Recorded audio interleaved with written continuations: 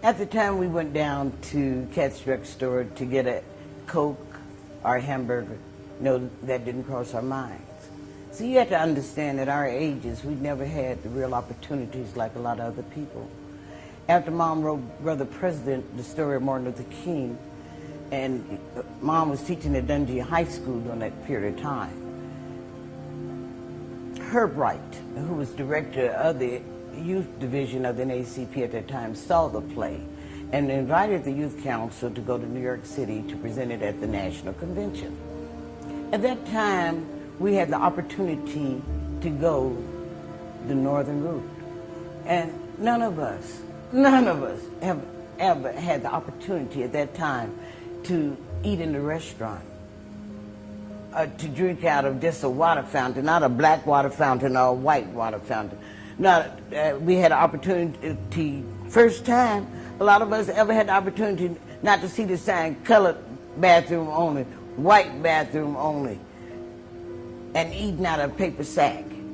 So when we had the opportunity to go north and to taste freedom, they say a little bit of freedom is a dangerous thing. And we learned what it was like to enjoy it.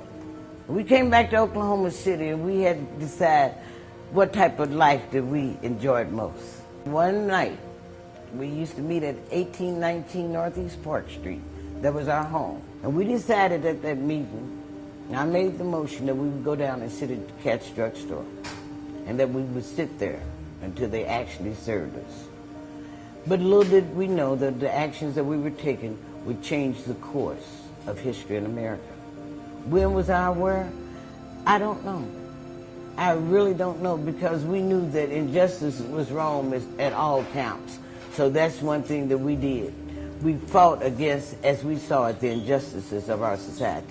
By participating in the civil rights movement, one thing that I learned was how to have tough skin. My mother used to tell us all the time, you need some tough skin, you need to go and buy you some tough skin. We learned how to survive. We learned how to fail. We learned how to be victorious. We learned that when we would fall down, we would fall with our faces up so we could get up. We were taught that if you didn't keep your back down, no man could just stand on it. So we had determination, and that determination has taught us through our lifetime how to survive and how to be tough. I've had the opportunity to be spit on, kicked on, slapped, whatever. I had a monkey thrown on me. I've been where we were protesting, where they closed the windows and doors and they sprayed insecticide. They threatened to bomb Douglas High School, and the FBI came to get me. On the way to Dundee, they almost killed me. So, hey, I was riding with the FBI, but they had to come get me out of school because they received a bomb threat that they were going to bomb Douglas. Because of you? Yes. I was 16 when I graduated from high school, so I was probably, I guess it was my probably my sophomore year. The thing is that the only time that I really got scared in my life, and I've been in a lot of situations, Calvin, my mother, and I were coming home, and a carload of white guys started riding behind us on the little side. We would turn, they would turn. We would turn, they would turn.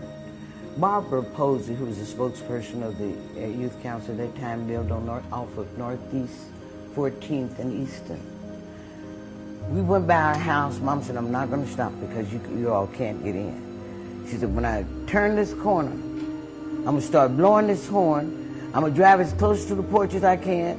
I want you and Calvin jump out and run and holler and scream as loud as you can. And that's what we did. Miss Posey and Barbara and Elmer let us in the house.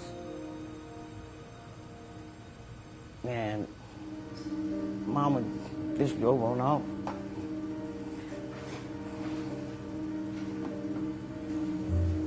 Out of my whole life, what single thing am I most proud of?